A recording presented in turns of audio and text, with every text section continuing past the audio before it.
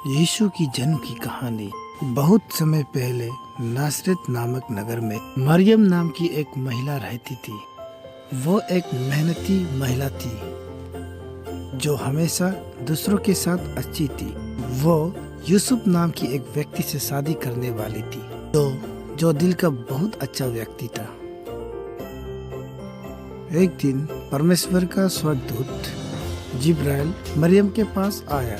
स्वर्गदूत ने उनसे कहा, मरियम डर मत, तुझसे परमेश्वर खुश है।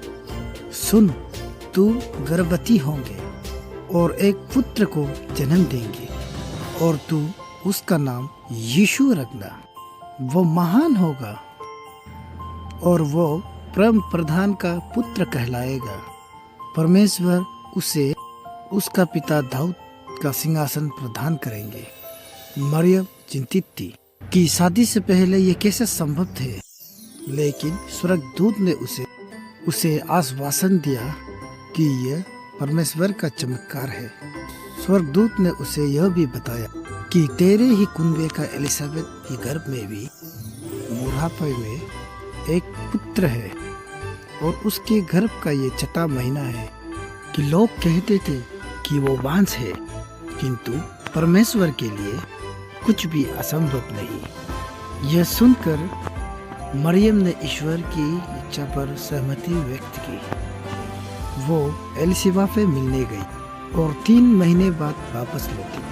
तब तक वो गर्भवती हो चुके थे। लेकिन एक रात जब यूसुफ सो रहे थे, स्वर्गदूत उसके सपने में आया और कहा, ए दाऊद के पुत्र यूसुफ, मरियम को पत्नी बनाने में मत डर, क्योंकि जो बच्चा उसके गर्भ में है वो पवित्र आत्मा की ओर से है।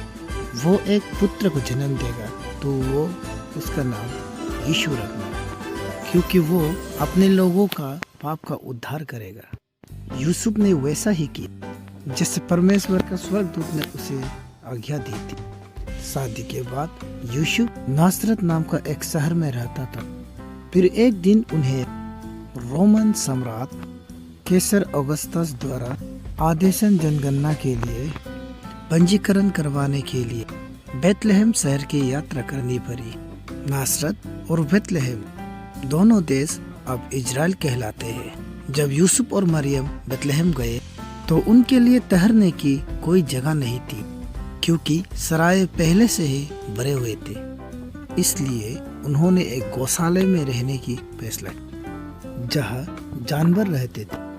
वह मरियम ने परमेश्वर का पुत्र यीशु को जन्म लिया। उस रात कुछ चरवाहे जो भेड़ों की झुंड को नजर रखते थे बेथलेहम के पास खेतों में थे।